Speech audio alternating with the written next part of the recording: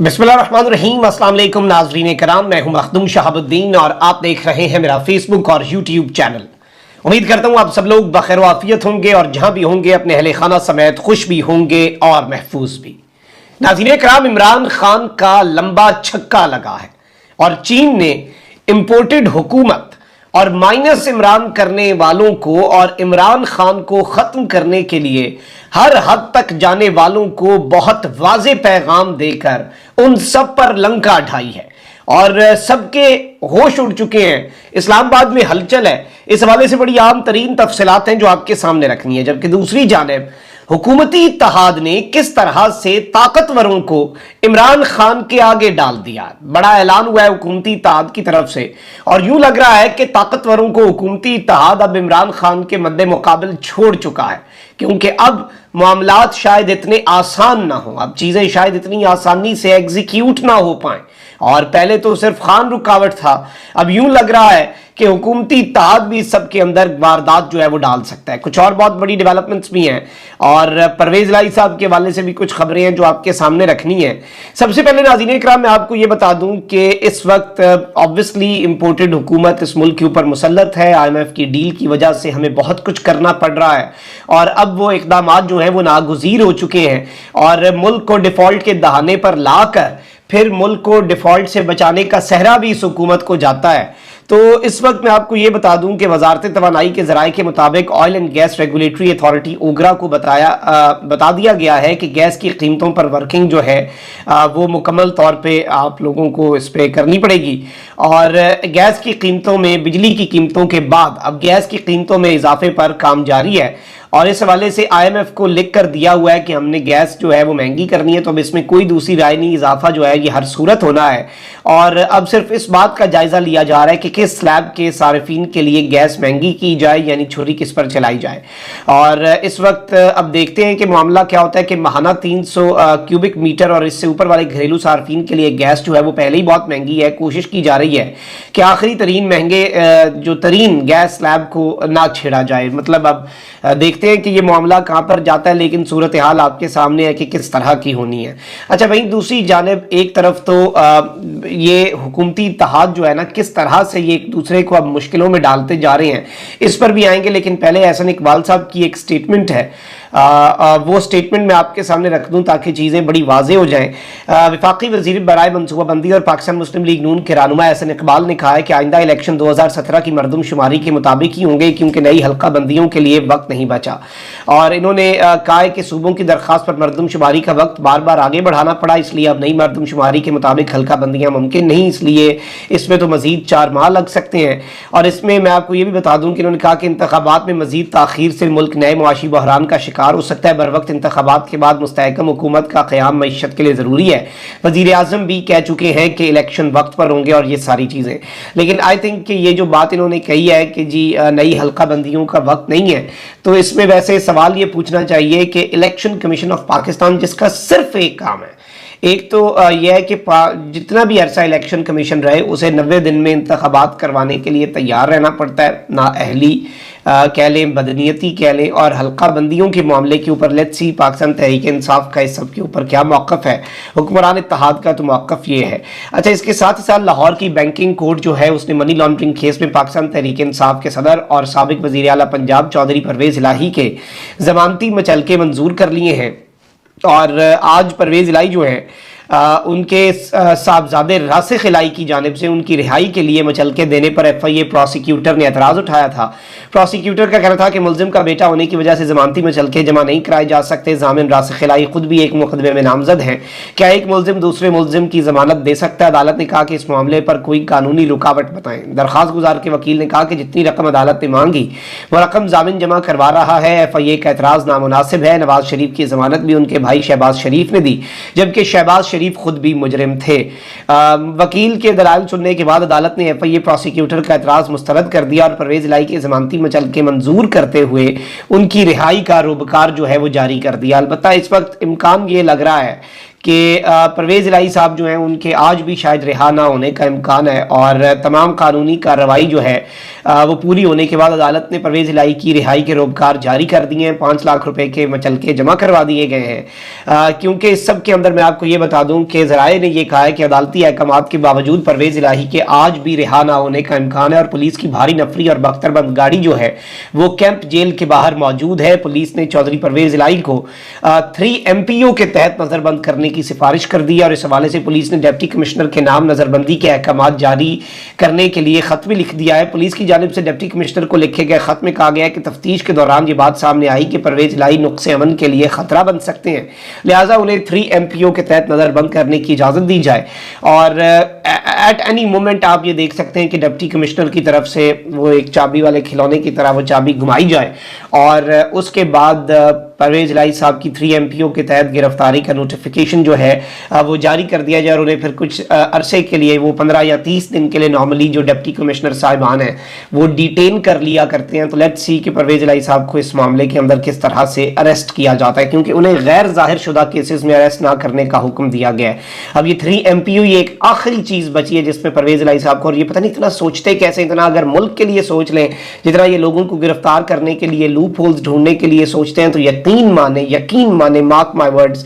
ملک کی قسمت سنور جائے۔ لیکن ایسا نہیں کرنا، کیونکہ یہ ساری چیزیں یہ ذہن ان کے کسی اور چیز پر اور کچھ اور کاموں پر چلتے ہیں، ملک کی خاطر تو ان کا ذہن کیا چلنا ہے۔ اچھا بھائی ناظرین کرام، عمران خان صاحب کو مائنس کرنا آپ کو پتا ہے کہ اس وقت کتنا ضروری ہو چکا ہے، اور بہت سے صحافیوں کے ذریعے یہ بات کمیونیکیٹ کروائی جا چکی ہے کہ انتخابات اس وقت تک نہیں ہونے جب تک عمران خان مائنس نہ ہو جائے، جب تک عمران خان جو ہے اسے مکمل طور پر دوڑ سے باہر نہ کر دیا جائے، کیونکہ اس بات کا سب کو یقین ہے۔ دیکھیے اگر عوام عمران خان کے ساتھ نہ ہوتی تو آئی ڈونٹ تھنک کہ کوئی عمران خان کو مائنس کرنے کی کوشش بھی کرتا، کیونکہ اس صورت میں یہ ہونا تھا کہ انہوں نے کہنا تھا ٹھیک ہے آؤ میدان میں، مائنس کر دیں کہ کیا ضرورت ہے۔ آپ دیکھ رہے ہیں عمران خان صاحب کیا کہتے ہیں کہ نواز شریف آئے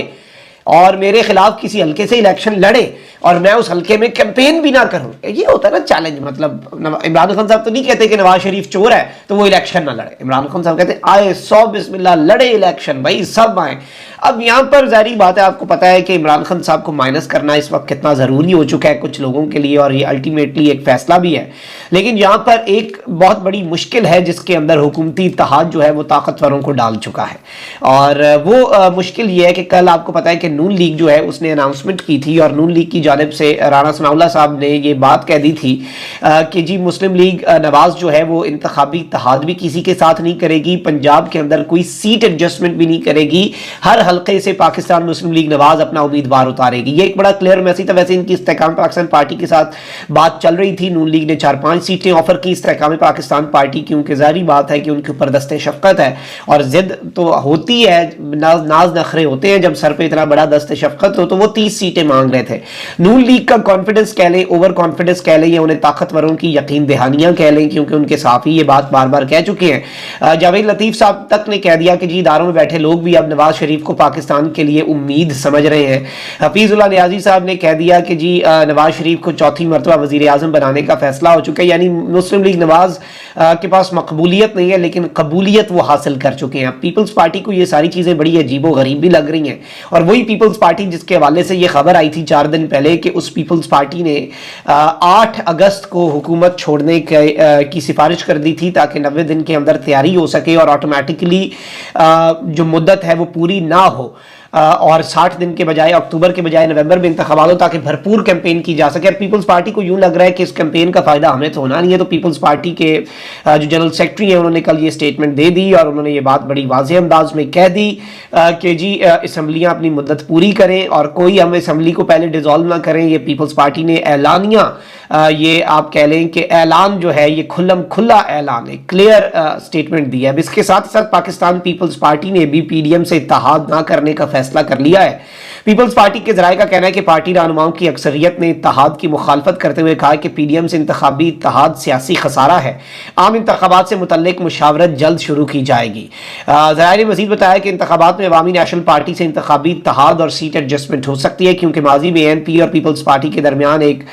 خوشگوار ورکنگ ریلیشن شپ رہا ہے۔ پیپلز پارٹی ذرائع نے کہا ہے کہ جانبدارانہ رویہ اپنانے پر پی ڈی ایم سے علیحدہ ہو گئے تھے۔ پی ڈی ایم کا پیپلز پارٹی سے رویہ ہمیشہ جانبدارانہ رہا، اور پیپلز پارٹی اور ANP کو دیوار سے لگائے رکھا, JUI اور نون لیگ نے PDM کو ہائی جیک کر رکھا ہے, یہ پیپلز پارٹی کا موقف ہے. اب انہوں نے آپس میں لڑنا ہے, اب یہ اپنی سیاست بچانے کے لیے, ایگزسٹنس بچانے کے لیے یہ عوام کے سامنے ایک کھیل تماشا کرنے جا رہے ہیں یا جو بھی کرنے جا رہے ہیں. لیکن آئی تھنک کہ اگر یہ یونائٹڈ رہ کے عمران خان صاحب جو ہیں